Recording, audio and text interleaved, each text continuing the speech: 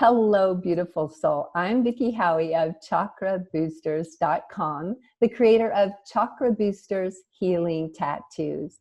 And today I have a really special treat for you. Now, you may have seen the series that I did with Leisa Peterson. It was on the chakra lenses that we look through at money.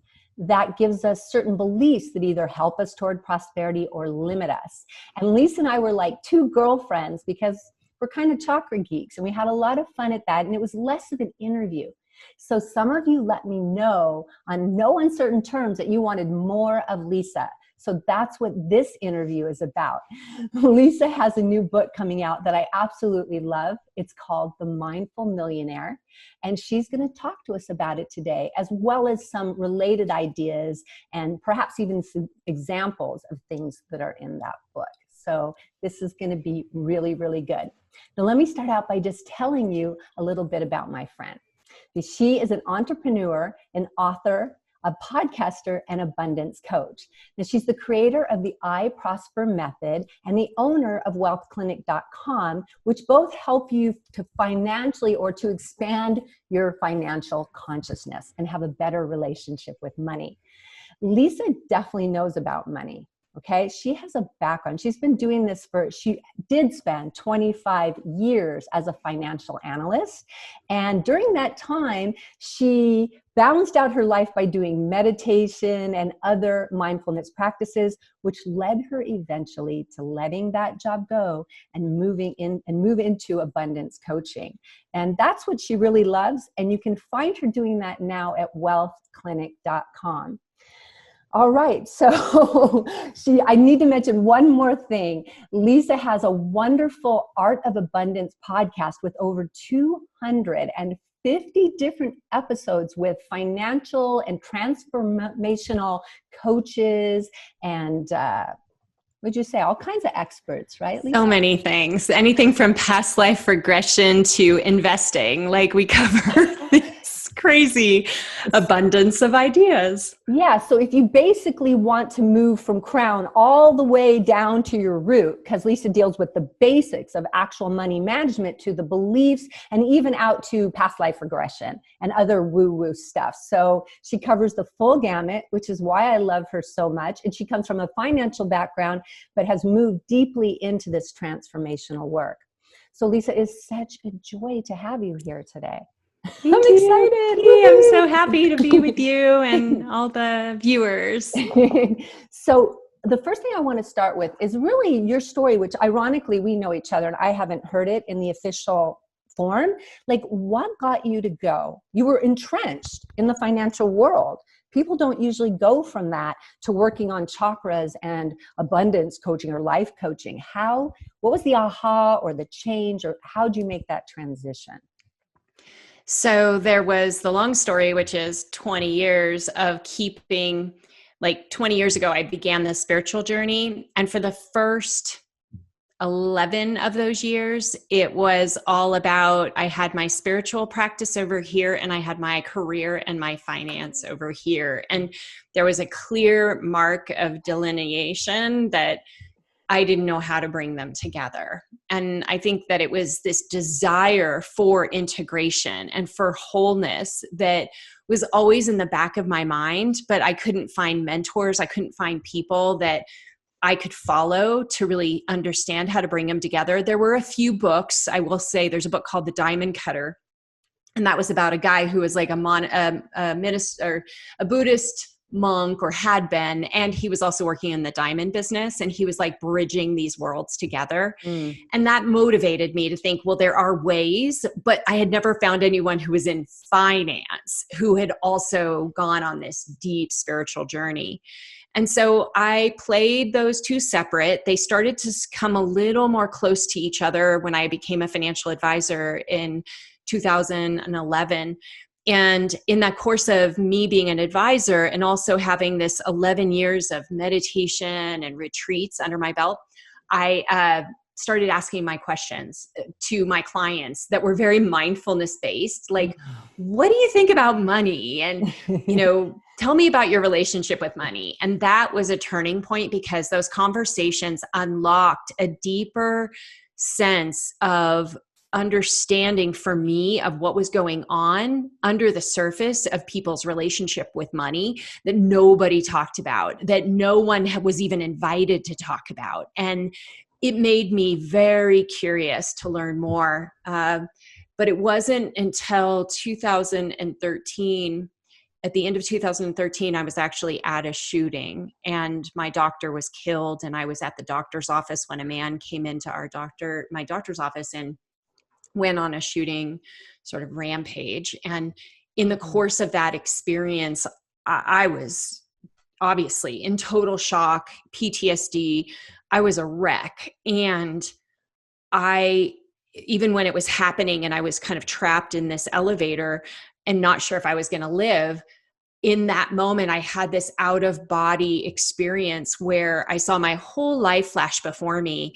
And I thought, you are not here as a coincidence. Like, you are here because you need to leave what you're doing and you need to pursue how to help people, because this whole thing that's happening right now does not need to happen. And it's because people aren't paying enough attention to the mental health, right? And what's going on under the surface. And granted, his issue, he was after not my doctor, but his doctor. Mm-hmm. It was still at the core a mental health issue. Mm-hmm, mm-hmm. And I just felt like, you've been studying for this and you need to get out there and walk away from your comfort zone and figure out how you're going to use what you've learned in your own mindfulness practice, how to help people. And I was like jumping off of a building. I didn't know what I was doing, but I ultimately, within a few months, left everything and started this business 6 years ago. Wow. I mean, you're one of the few people that I know that would take a PTSD experience and rather than contract, expand. Mm-hmm. So that feels really good. Because so often we just want to completely contract, and you used it for expansion. And, and the obvious elephant in the room to ask is, with things the way they are right now, because you talked about the world not going right and our beliefs. What are you seeing right now with the whole COVID thing, the pandemic? What do you have to say around what's going on and our money beliefs and our money feelings, and where maybe we need to heal individually or as a collective? Mm-hmm. Yeah, this work that I've been focused on is completely playing out in the world right now. And so one thing that I have noticed is that we are either falling into one of two camps, or the way we can think of it is like a spectrum of possibilities. But what's happening with COVID is it brings out what's happening underneath the surface for us. And it shows us, what kind of relationship do we have with money? Do we have a really scarcity oriented mindset that's really defined by, there is not enough out there, therefore I need to get more of it, or I need to take care of my family, or I need to hunker down, right? And kind of hoard is what we're seeing it, right? This is what's been happening. Yeah. That's one way. No toilet paper kind of thing. No toilet paper. Yeah. And it's funny because now they've realized that it was the shift in our behaviors that had something to do with it too. It wasn't just hoarding. It was like, the system isn't set up for so many people working at home and needing more toilet paper. But see, in the moment when we first hear about it, we think it's an indication of like the whole world is falling apart, because a central staple of what we've depended on has gone away. So that even triggers more of the scarcity mindset. Now I need to go find other things that are going to be next, right? This is how the mind works. Like, what's the next one to fall down that I can't have something I've depended on? On the other side of the spectrum is this prosperity consciousness that says there has always been enough and you will be able to find it. Like, it's there. It's like this creative, open possibility that, granted, I can't find toilet paper right now, but there are plenty of other substitutes. There are other things I can do in the moment. And it's a temporary thing that this too shall pass, but I'm not going to allow that to dictate my decisions. And so I've been watching the world respond on the spectrum of like, do we truly believe it's going to be okay? And one example of that, of the prosperity consciousness, would be this guy, Yvon Chouinard, who founded Patagonia. he immediately, upon getting news that they were going to have to shut down the stores, throughout the country or throughout the world, actually, he said, we're going to try to pay our furloughed workers. We're going to pay them, period. That's what I want to do. So it was this prosperity consciousness that we've got your back, that we're going to help you as an employee. We know you're not working, but don't worry right now. This is prosperity consciousness in pure form. Don't have to have all the answers, but you're just like, I've got you. Whereas in the scarcity consciousness, a comparison would be, I read about a guy who immediately, when just a little bit of the news was out there, sent a newsletter kind of like letter to his employees, firing 50% of them, telling them that not only were they out of a job and they weren't going to be paid anything more than what was owed today, that he had already researched with his attorneys that they did not have any chance in hell of suing him. So the letter was just this complete response, right? His own security issues of finance, right, were coming to the surface, and he was taking it all out on his employees. That's the difference. Just the feeling as you described those, I have chills in my legs, because it's the same situation in a way, although maybe he didn't run his business as well as have as much, but there's now loans that help business and stuff. So it's two people in the same situation, and here you can do this and here you can do that. Wow. I have this little chart that I got from your information and I'm wondering, do you have it? Yes. Yep. Quick? Will you go over it and I'll actually make sure it's in the video here. Yeah, totally. About prosperity mindset versus scarcity mindset. Right? Yeah. So we'll just kind of go back and forth. Like it looks like this. So in the prosperity consciousness, it's around money is a tool that helps me live a better life. That's all it is. It is neutral. It is not something that's meant to have all these other things associated with it. Do you get me? It's like a saw or a hammer. I can do one thing with it or I can do another thing with it. Yeah, right? Totally. It's a tool. And what has happened and where scarcity mindset comes up with this is we have connected money as a measure, as a yardstick of our value and worth.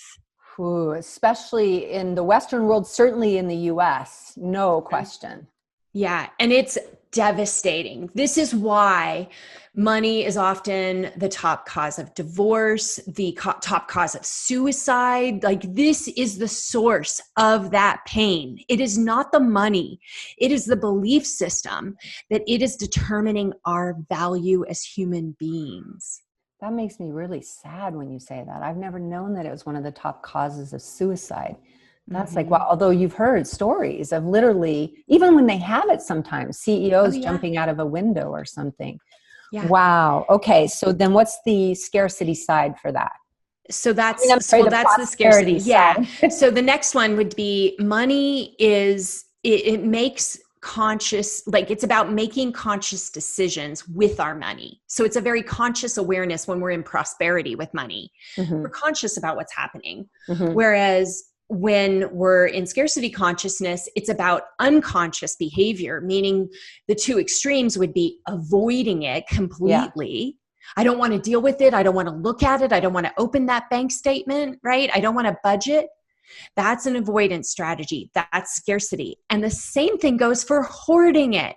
So when all we can think about is more is better, we are skewed in thinking that it's not this one's a tough one because people who like to save are not doing a bad thing, but the reason for saving can be, hey, I want to take care of my family. I want to have choices. I want to have it there when I need it. But you can feel when it crosses over into the extreme of it's like greed, extreme greed. And based on fear, I need more, I'll never have enough. Okay. All right. Got that. I want to also just say one thing. So you're going on to the next one. I just wanted to be clear about the first one, that the other side of money is just a tool. Then money is the worth. So that's how it goes. So it's money's a tool versus money is the worth. Or money is a yardstick. Yeah, it's some kind of yardstick measuring stick. Who we are. So if we have a scarcity mindset, which obviously a lot of people at least have some of it, because tons of us use money as some kind of yardstick. Yes. Okay. Yeah. All right. No, this is a no blame, no judgment zone. We probably should have mentioned that Yes, because that's I would not be up. obsessed with this work if I didn't need it badly. Like we create, I think, great things in the world when we're obsessed with something that we're trying to figure out for ourselves. So like, I have no judgment about where somebody falls on the spectrum. Yeah. It's like, oh, I have been like that guy who fired everybody or half of his staff. I've been in those shoes because I have struggled with these issues. And granted, I didn't fire 50% of my staff, but I had the same desire to take that sort of abrupt action, regardless of the toll it took on people. I've had that inside of me. And that's why I'm so interested in like, how do we change this behavior? And the first step, and that's why we're going through this chart, is because we're trying to give people the option of saying, maybe if I just knew more about it, maybe if it was just more conscious, I would actually make better choices for myself that made me feel good at the end of the day, rather than making a lot of choices that I later regret. And make me feel bad. And even make you feel good for a lifetime, because I can feel into that. And if we start doing that together, it makes a lot of conscious choices. That's beautiful, Leisa. And I love the way you own it. I can certainly own everything I've ever heard you talk about.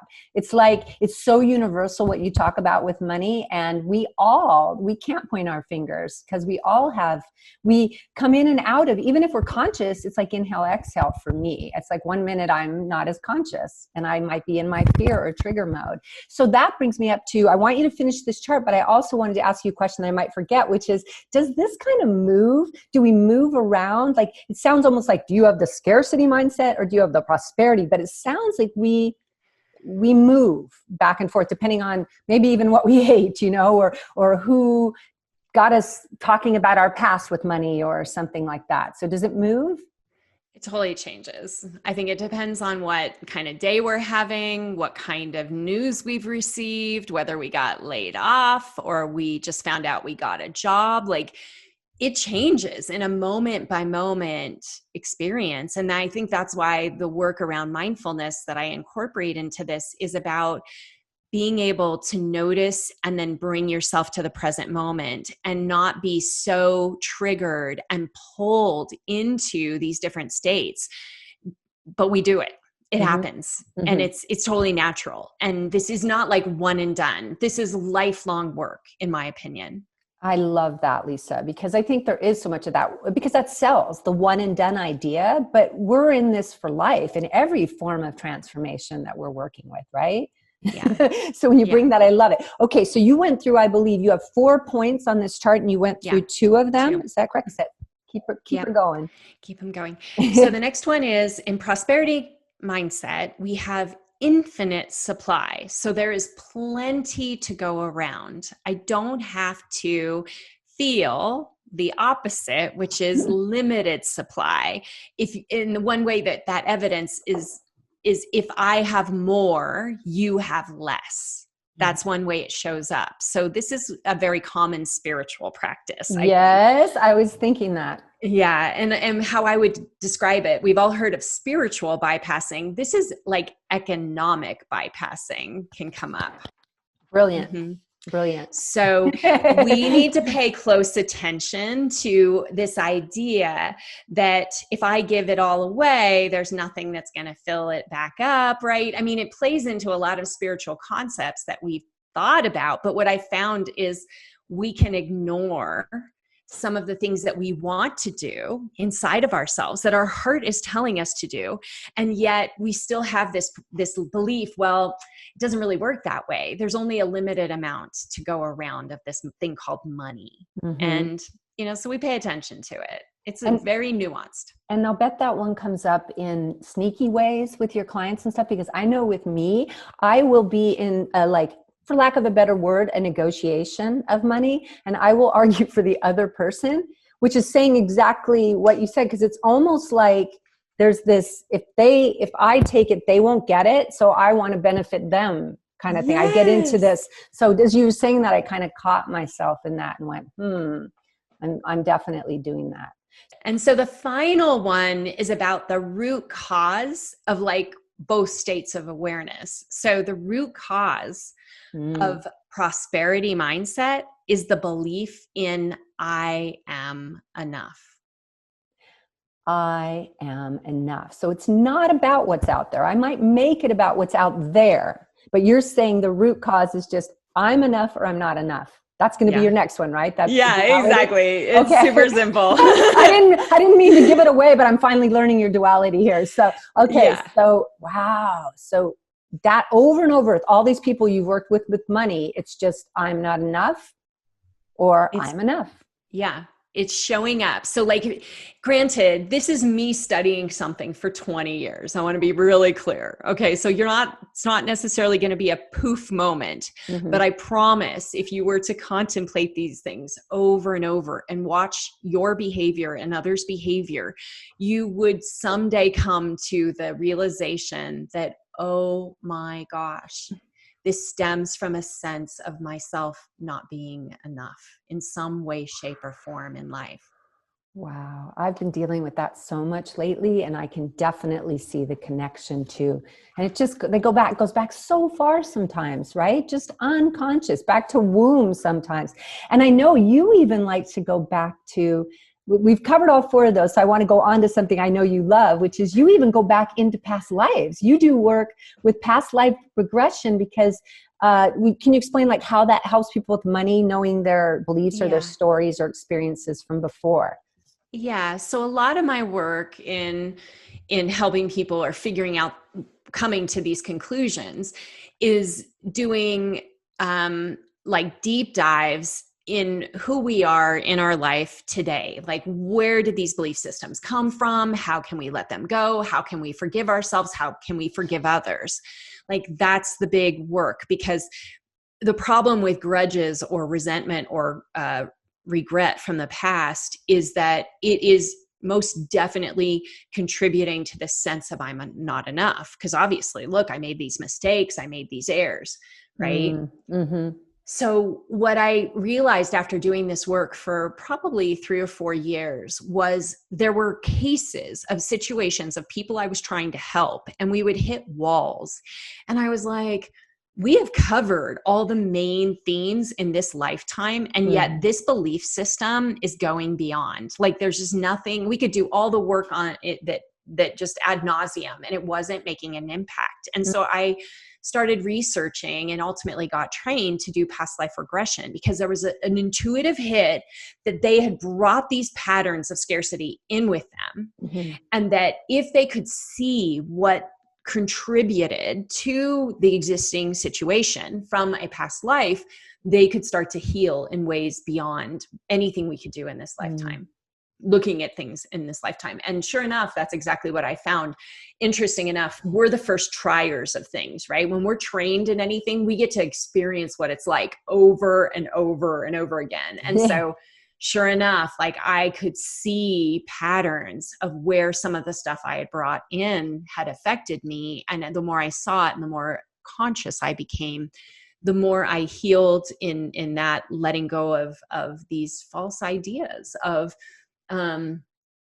me being wrong, me being a bad person, me being somebody who wasn't capable in this lifetime. Like, I could see why I thought a certain way because of the past life, and then I could let it go in the therapy that comes through in the healing sessions. Does that help?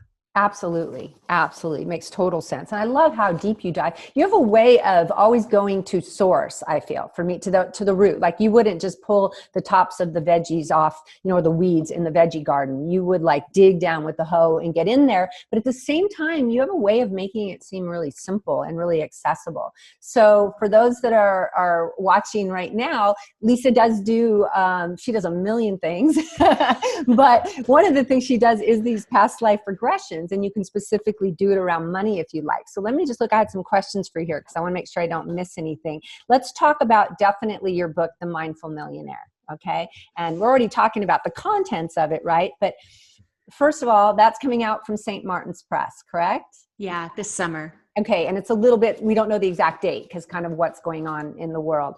But my question for you is, first of all, what does it mean to be a mindful millionaire? And how did you come up with that title? So the idea behind it is that it is ultimately not about the money, but we use the concept of millionaire to indicate that this idea of more, like having more is okay, that giving yourself permission to have more.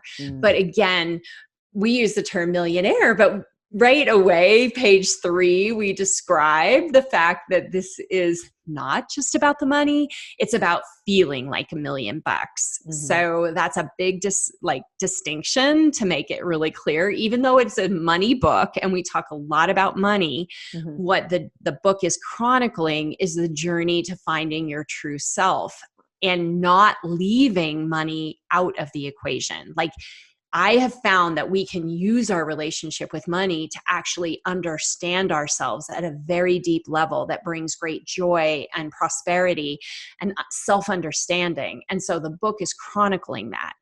Funny enough, I did not come up with the title of the book. I would never have thought of that. In fact, I had to rewrite the book once we sold it to the publishing rights to the publisher, because my agent, as she's sending off the book proposal to, see who wanted to bid on it, she says, the title that you have isn't very good. I'm just going to put Mindful Millionaire. Are you okay with that? And I'll never forget it. I was sort of deer in headlights, like, what? I don't get it. Like, it's not what I was thinking about when the first version of the book. And she said, well, they'll change it. Very rare that the publishers keep the name. So they'll change it. So it'll be fine. Let's see what happens. And she ended up selling it to Macmillan, St. Martin's Press. And then the first meeting with the editor, she was like, I just have to tell you, like, our whole board who decided on this book, they were excited about the title. And I was like, so does that mean it's staying? And she's like, yes, I think, and she's like, it captures the imagination. And I was like, okay, fine. And then I was like, oh my gosh, I have to rewrite the book so that it is in alignment with this idea. And as a result of that co-creative process of them wanting it and having an amazing editor and amazing agent, a new book came out of it that oriented to, I think, what I would say is what the world most needs and is interested in. Like, it met the world where the world needed it, not where I thought the world might need it. And I'm sure a lot of it was there, obviously, of what you thought. But this is one of the things I love about you, Leisa. You're always exploring and experimenting and using the people around you to understand things and learn more and grow for the collective. And I don't know if you realized that you were just saying we the whole time. And I'm like, you're a singular author. You're not a co-author. But you're such a generous person about how your editors helped and how they changed, helped you with the title and all that you're seeing it as a we.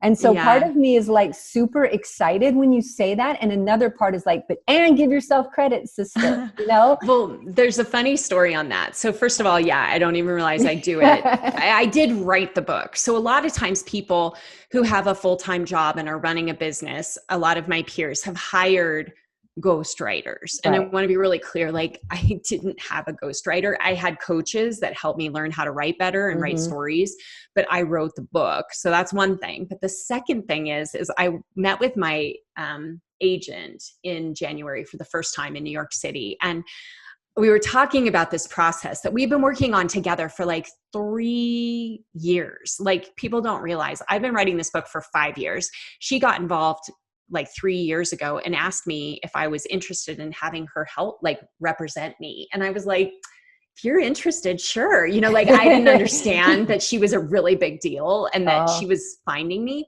Yeah. But when we met, we were laughing because she's like, most authors are pretty full of themselves about the ideas that they're writing about, like the ones who get published, who make a lot of money doing this, right?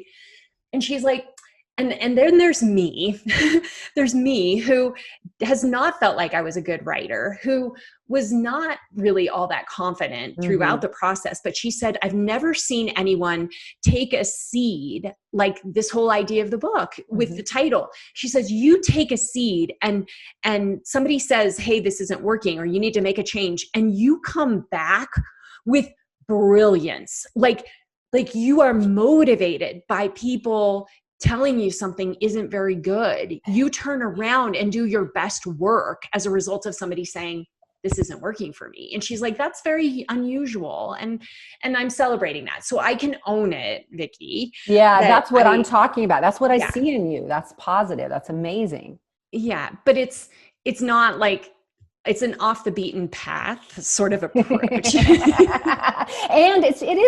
but what I love about it, see, what I'm saying is I know, I was there as you were writing a lot of it. And I know you wrote it. This was not a ghost thing, but yet you say we, and I don't know. I just think it's really sweet because I know you feel everyone in it. And in some ways, I almost think you're adding the people because you use so many example stories in there. Yeah. So I know you're even including those people because I know your heart, and I just think that is so, so cool. So I wanted to acknowledge that. But at the same time, there's always the part of me that wants to celebrate you straight up and go, okay, but it's also still your name at the end of the day on the author's part of the book, and I'm the organizer, but there were a lot of people who gave me their life stories and let me use their stories and our work together to chronicle how this could actually help change people's lives. And I think that's why it's so powerful, and it's going to help so many people when it goes out into the world. It's a workbook. It's the first part of the book. Is it okay if I share a little more? Yeah, go for it. So the first part of the book is a little bit of my story, but a lot about like,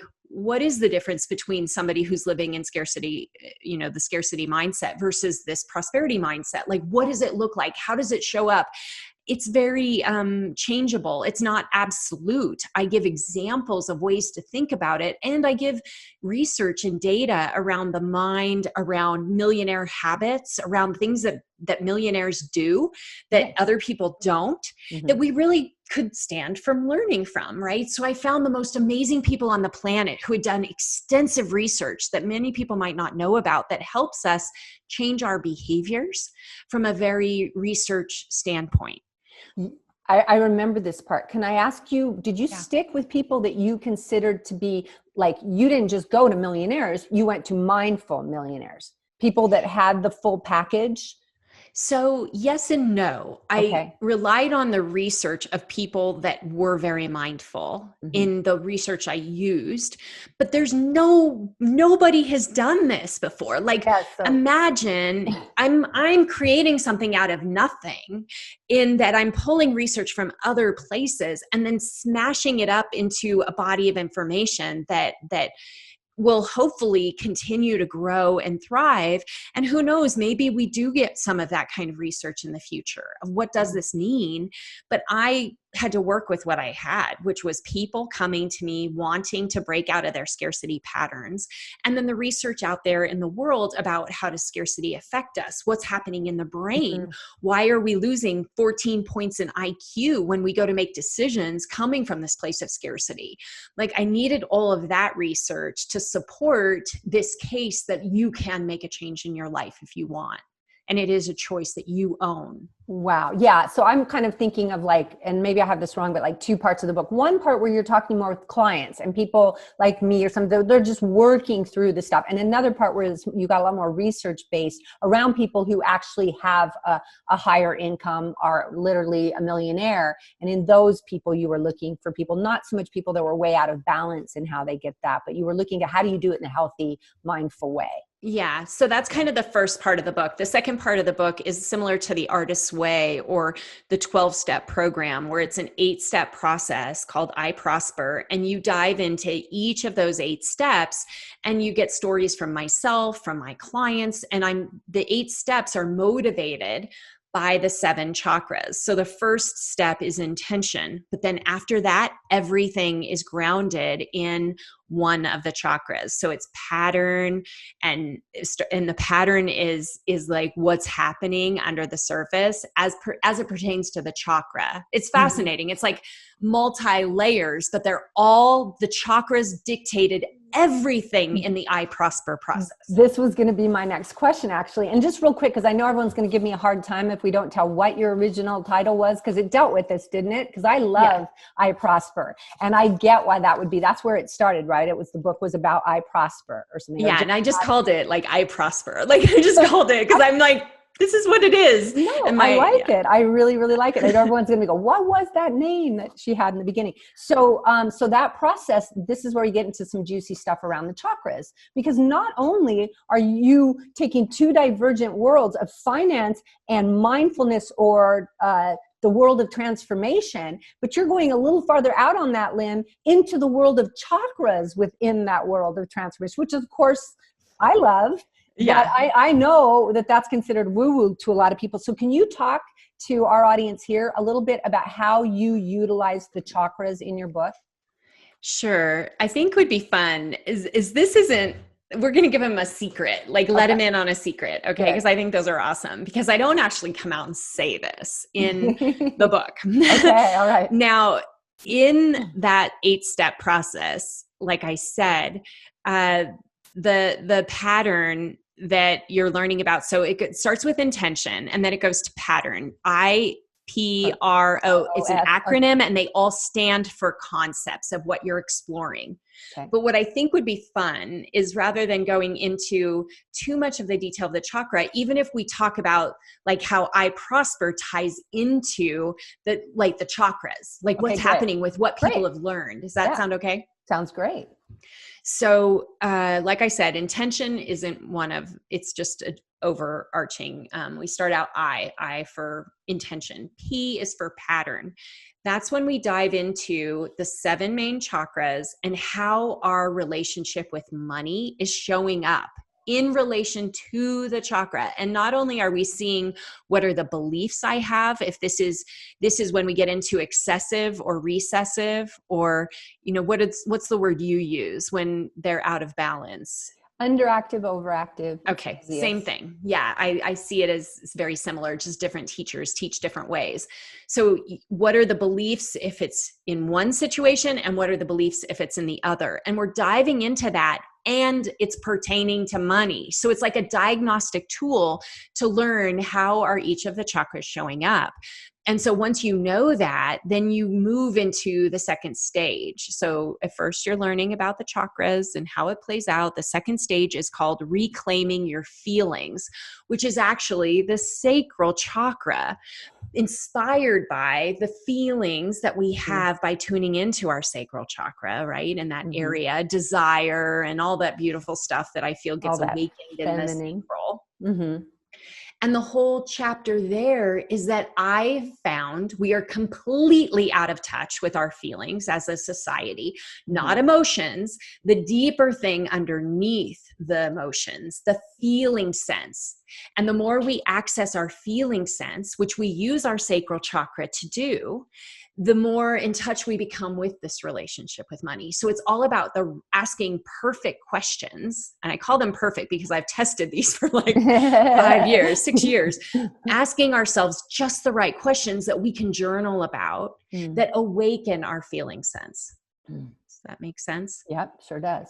So we go I, P, R, and then O. O is all about opportunity. And in this case, opportunity is going deeper in the relationship.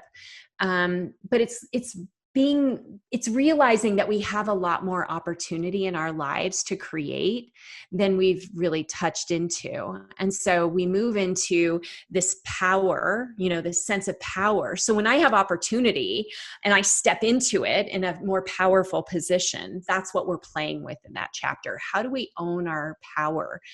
In that chapter, this is when we're diving into the masculine and feminine experiences with money, because I've found that we diminish our power by not fully actualizing both the feminine and the masculine aspects of ourselves. And can you give the people what do you mean by, because I think I have an idea, because I work a lot with energies of feminine and masculine, but what do you mean in the literal sense? So, well, in the book, we're exploring kind of the yin and the yang and how these these conditioned belief systems are showing up both positively and negatively in our experiences with money. So the more we become aware of, like, here's an example. There's a balanced zone with these behaviors, and then there's an outside of the balance zone, the more reactive zone, we'll say. Okay. So with money, I'm just trying to think of an example of, my mind's going blank. Can you think of an example of a feminine trait, both in there's the positive zone? Okay, emotion. In terms of like receiving, like maybe, so my ability to receive gifts from people or take in. Receiving. And then what would be that going too far? Taking. Risk taking, exactly. Taking. Like taking, or passively aggressively, like underneath taking, which is stronger and really kind of can be toxic. And then the other side for the masculine would be the giving and the providing, maybe? Or what's the opposite of the receiving or the... Well, you could see giving, that's still, I'm going to still say that would be more in the feminine. So in the masculine, it would be, let's take an action verb with money, like striving, or, oh my gosh, I've written a whole book about it and I can't remember. I understand, sister. At a certain point, it's like all there, and it's like, okay, I've written it and I've put it away. But so like wanting to take care of yourself, let's say the word we mentioned, greed earlier. So greed would be in the extreme. Okay. But there would just be earning money and wanting to make a lot of money. Like, there's nothing wrong with wanting to make a lot of money. And that can be a very masculine trait of like, I'm going to work hard and I'm going to make a lot of money. But it crosses over into the greed zone where it's like, the Gordon Gekko in Wall Street, like there's no end to it. And so what I found is that we have these concepts that we don't understand. There is a zone beyond healthy, but instead of looking at that and saying, I really think it's awesome to make a lot of money, that's wonderful, we focus on, I don't want to be greedy. Right. Okay. We lose the whole point of the mission. It's the shadow. It's the same thing I work with. Totally. So it crosses into the shadow zone. And then you block it, right? Yes, we block it. So I'm not going to work hard to make lots of money because I might be seen as greedy. And so what I found is that when we study these parts of ourselves and we realize where we go out, that we're throwing the baby out with the bathwater, kind of that idea that we just throw it all out because we're so afraid of crossing the line into the shadow zone that we don't even pay attention to things that actually are super important if you want to take care of yourself financially. Yeah, the word that was coming for me for like a balanced masculine energy in this would be stewarding your money. Like having a real sovereign responsibility about your money so that you have a retirement, your family does, whatever, as best you can, right? We can never be totally secure in this world, but to steward it wisely. Yeah, yes, that's completely. A masculine energy. But then to steward it to the point where you get so controlling that it's running you. You and I talked a little in our video series that I loved. Something you said about in each situation kind of is and maybe you didn't say these exact words, but what I got out of it was like you working with the money, you running the money or the money running you. Yeah. Like that feeling of is the money serving me, or am I being driven by money unconsciously in one way, whether toward it or away from it? Yeah. Yeah. And I mean, even as we talk about it, it's like I researched and worked with so many different concepts with my clients over this past 6 years. And what I was looking for in the book were what were the concepts that I could most easily communicate in written form without me being a coach walking somebody through it. How could I explain the most powerful concepts and have people explore those on their own in the context of a workbook? And that's what happened. Okay. So I think you did up to S, we're up to S. Yeah. So S is story. Yes. Thank you. So S is all about moving into what is the story that I've been living as it pertains to money.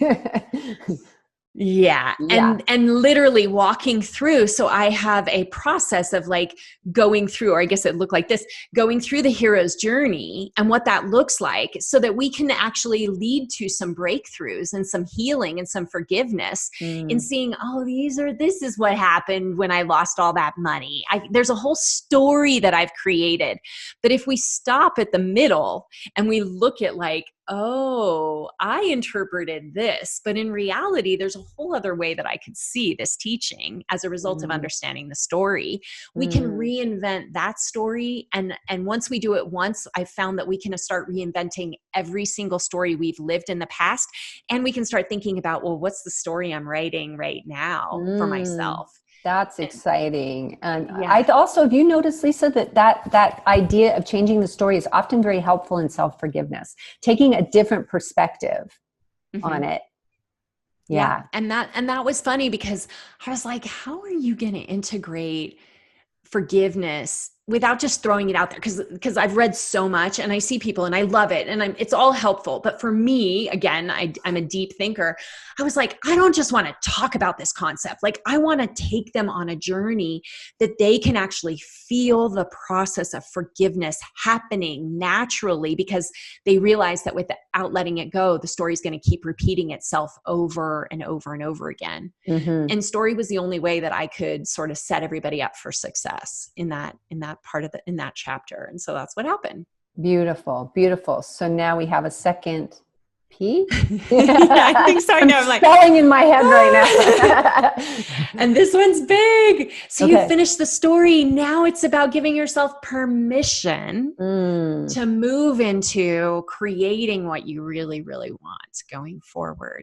So what does permission look like in your life? And how can we inspire permission through your activities with money? So there's exercises and questions that explore how do you give yourself permission. And I think I use a lot of my own stories of giving myself permission and some exercises that I've done that were big turning points, pivotal moments for me to realize that I had not been giving myself permission to live the life that I really wanted to live. And when I did, everything changed. Oh, that feels really fun. Giving permission. That feels really fun, really opening.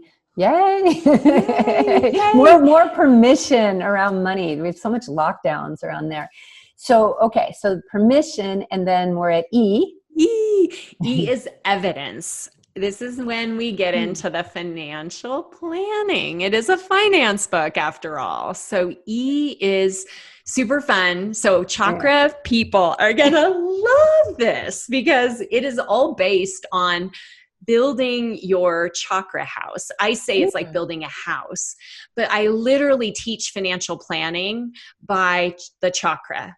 Yay! So those two, I'm never going to hear another person say that sentence. Will you say that again? I teach financial planning with the chakras. Like every stage is laid out. So if you're struggling with root chakra issues, you're going to start at the foundation and you're going to look at what have you already checked off and what do you need to go in and focus on as it pertains to your money and creating your financial plan. And I mean, this could be really basic stuff like number one, do you have a consistent flow of enough money coming in every month to take care of your basic expenses? That's the starting point. Sounds like, yeah. I mean, sometimes I can get so up here that I overlook, again, the root or the starting point stuff, you know, and I love that about you because you have that money background. So that never leaves. That like, you know what I mean? You never get too woo-woo about it. You're always like, okay, yeah. And what are you putting away each month or what, you know what I mean? There's always this actual realistic root chakra aspect. And I really love that. Yeah. So we're going through each and every one. And I'm saying, here's some things to think about with income. Here's some things to think about with your expenses. Here's some things to think about with your insurance broker. Like I'm literally telling you from a high level, what do you need to pay attention to? And I chronicled my own journey over the past 30 years of building wealth for myself. And I mean, I can share that. And I talk about this, that I became a self-made millionaire in my mid-30s. And I did that with all of this knowledge and expertise of mastering money from a very practical standpoint. I didn't have all this spiritual stuff yet. I was still learning it. But what I did was I was like, okay, well, now knowing what I know, could I go backwards and recreate what I built, but through the lens of the chakras? Like, what does that look like if we shake it all up and we say, maybe there's another way to actually engage in holistic financial planning for ourselves and make it fun. So what I'm really curious about, because I believe in the chakras and how, everything's energy first, and these are the 7 rainbow colors of our energy moving out into the world. What was it though that made you use them as a tool too? Was it just realizing that that is the starting point? Why did I connect the two together? How did you use chakras? What made you choose chakras as the lens or the structure or the paradigm that you work with? I had some great experiences about 3.5 years ago where I started doing these meditations that were oriented to the chakras. And I now look at it like a divine download, because I remember that I didn't know why. Like, I just knew I had to create these meditations around chakras. And granted, I have been studying Buddhism and the inner winds and Tantra for going back to 2001 was when I got my first empowerment around tantric practice. Wow. And so I had been doing this inner work for many, many years. And then I sort of left Buddhism, started studying the major religions throughout the world, particularly Christian contemplative and the great masters that lived, 500, 600, 700 years ago, that wrote these books that couldn't even have their name on them when they wrote them, because they were opening up this connection to God consciousness and beyond the church or beyond religion. And so the more I studied those things, I kind of, at the beginning, when you start traveling around and learning different teachers, you dive completely into that teacher's teachings is how I work. But when I started my business, I was like, I wasn't studying with any one teacher. I wasn't just practicing any one thing. And I became very open to like what's out there helping people. And I think that that's when the chakras came in. So it's about 6 years ago. And I would listen and I would learn. And I started noticing that they were very similar to what I had been practicing back, 15 years before and since in my meditation, deep inner work meditation practice.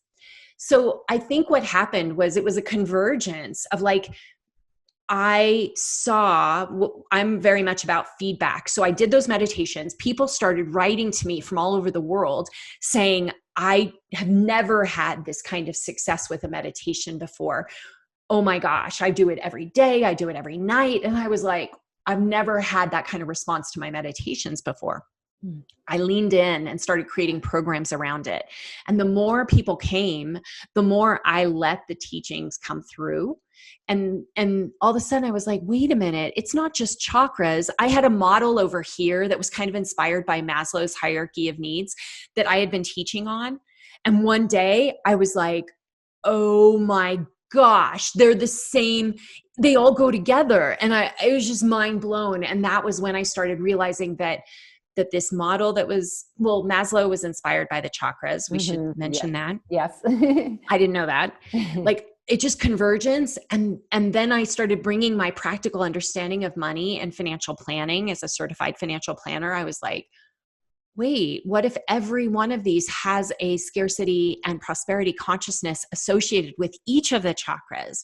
And then after that, then I was like, okay, this is groundbreaking. This is something no one else has ever really looked at in this way. And I realized that I was supposed to devote the next, several years of my life figuring it out.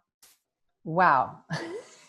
And I don't think anyone else can right away. It's really interesting because I have a tendency, you and I always laugh at how we're so similar. We cross over, but we come from opposite spectrums. Because like I always come from the chakras and then I see everything through the chakras. And then like you see money and then look to the chakras for it. And it totally crosses over, but I just learned so much from it because it's just a completely different angle that you take. So we're coming close to a close here in terms of time. I want to keep it around an hour for our audience. So I I would like to get real practical and say, can you give one thing? Because your book has a gazillion things. So I know this is a challenging question, but I was wondering if there was one thing that people can do today to begin to shift toward a more abundant life in the way that you define it in the Mindful Millionaire. What would you have them do? So the last step, I just want to mention it, is Oh, we reinvent. missed the last step. Reinvent. Oh my No big gosh. deal. Okay. So reinvent the crown chakra. We're reinventing and allowing ourselves to create what we want and reinvent. But well, no, good. Take a moment on that. Just go ahead. We're okay with time. So the reinvention aspect is evidence down to brass knuckles. We're doing the stuff we need to do, the foundational stuff. And then reinvent it's a culmination of all the steps, but it also has an emphasis towards, there's a great quote and I can't remember it, but the idea is that without taking action, quite frankly, it's useless and we're kidding ourselves. And I am very practical and pragmatic that I think that our human body and our human experience is for a very specific reason, not to just escape to the celestial realms, but to actually take action in our body, speech, and mind. And so the R is about how do you actually make this, bring this into reality through the action steps that you're engaged in. What are you going to do about it? How do you hold yourself accountable to creating a new life for yourself? Right. So sounds like a super key piece. Yeah. So everything that you've done up into the R, then what the R is okay, now I'm going to act on it. Now what's my plan with it or whatever? Good. So many people just throw information out and just think it's going to stick or think someone's going to do it. So I love that you dedicated one part to, okay, let's really do this. Yeah. Let's make this change. To your question, what's coming up right now? You had some extra time now. Yeah. Well, I'm just going to sum up what you said. Like, what can we do? So back to research. Research says, there's quite a bit of research that says just thinking positively actually hurts you. And the reason it hurts you is that you convince your mind everything is fine and you do nothing. There's data behind this. So if you're just doing money affirmations all the time, but there's nothing else, it's going to have, and don't even get me started about money affirmations bringing up your shadow responses. It can actually be a negative. So I'm with you, sister. Yes. So my suggestion to everyone, if you want to make some changes in your consciousness around scarcity and diminishing that behavior, first of all, pay attention to what you have been doing thus far, because there's a chance that what you've been trying is actually not helping you anymore. And the big step is what are you going to do about it? What actions are you going to take in your life that change your money behavior so that it is in alignment with what you most want? And we can start really, really small. It can be something as simple as making sure that the way that you make money is in alignment with who you really are. So if there is misalignment, you're never going to win with that. You know that you aren't in integrity with how you're making money. And the number one top thing that anyone can do is figure out how can you either bring what you're doing now into alignment or go do something else so that you are in alignment. And granted, we're in these disruptive times, so I'm setting a really big bar for everybody. Sorry.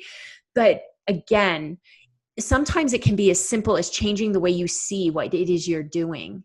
So if you're the garbage man and you've given yourself a really hard time because of stigma, I'm who knows what it is, right? But people don't respect me or whatever. I mean, hopefully you don't think that way, but whatever that belief system is that I might be not in a place that I'm doing something, that is scarcity consciousness that can change in a moment where all of a sudden you're like, I have one of the most important jobs in the whole entire world. Yeah. When I look in the mirror every day, my job is to remind myself of just how important this job is and to allow myself to soak that in and own it fully. and nothing outside of myself is as important as how I see myself. So that's one example of just turning it to give yourself permission to thrive no matter where you're at. Find that place of goodness and love and compassion and self-appreciation, and allow that to start to turn things in a more positive direction. Yeah. And you said that it's a tall order, but actually there's a lot of disruption. And whenever there's a lot of disruption of patterns, that's often an opportunity. A lot of people are finding themselves at a crossroads. So I'm actually glad that you're saying that. So looking to see if we're in integrity with the way that our income comes, with the way we're earning our money. And then also another possibility is looking to see how we're defining what we do, how we're perceiving it, and if we're giving it the value it deserves. And one little other thing, because I want to end on a high note, is that the greatest fortunes, financial fortunes, are often made in the face of this disruption. Those people who can remain calm and centered and be extremely creative about how to meet the world's needs, their deepest desires and their needs based on the new normal, are the people that are the millionaires of tomorrow. If you want to have more money, it is totally more possible in the face of what's going on today than it was a month ago when this wasn't even a factor. So do not forget that the greatest opportunities are actually when there is a deconstruction, because there will also be a reconstruction and an opportunity to thrive in the future. Don't miss it. Yeah, I've heard that even on a literal level, that if you go back in history, you see that whoever took advantage during the depressions and the down dips, and who kept moving forward, who kept being creative, who kept believing, who did more, not less at those times, and did things that were more in alignment with their joy, then dropped their joy. Wow, that's a great thing to remember. So thank you for spending this time with us. I so appreciate it. It's just, I feel like literally we have just barely scratched the surface. So maybe we'll be able to do another one, because I really didn't even get to all my questions. But I do want to leave it. Was there any other last thing? Is there anything that you want to share? Because I didn't even get to all my questions. So yeah, I mean, if they wanted to get the meditation that sort of started everything, I give that away for free as a gift when people know the right link to find. So if you go to abundancegift.com, you'll be able to sign up and get that meditation and a commentary. So it's 2 audios. One is kind of, this is the intro to the work, and then the chakra. And this is a balancing where I take you through the whole model. About 17 minutes long, and it guides you through how to make sure that you are approaching your day from a prosperity consciousness as opposed to a scarcity consciousness. Right on, right on. And I want to add also that you have, so your book, isn't there also where they can like pre-order your book, The Mindful Millionaire? So I just want you to give the information on that. Yeah. And that once they do that, they get like a excerpt. They'll get this. Free Yes, excerpt? actually. Okay.